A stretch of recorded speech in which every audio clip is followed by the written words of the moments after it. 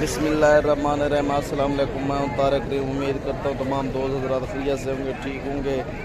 आपके लिए एक तुर्की दुम्बा लेकर आया हूं, बिल्कुल सफ़ेद कलर में, गुलाबी कलर में, माशाल्लाह बहुत ही खूबसूरत जानवर है।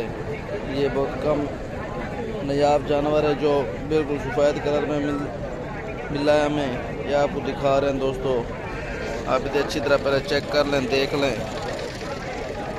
इसकी डिमांड भी पूछ कर पता करते हैं ये कितने का है।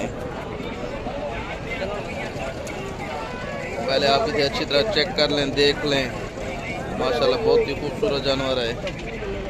सफ़ेद कलर में ये तुर्की दुम्बा है, नर है। बहुत ही खूबसूरत ये जानवर आपको दिखा रहे हैं दोस्तों।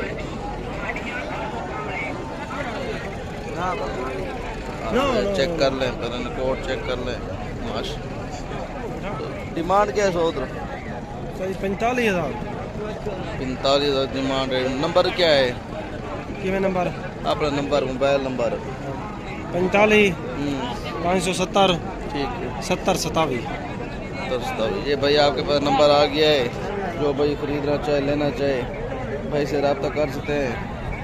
माशाल्लाह बहुत ही खूबसूरत ये दुम्बा सफ़ेद कलर में। ठीक है दोस्तों, इस टाइम तारक खान को इजाज़त दीजिए। अल्लाह हाफ़िज़।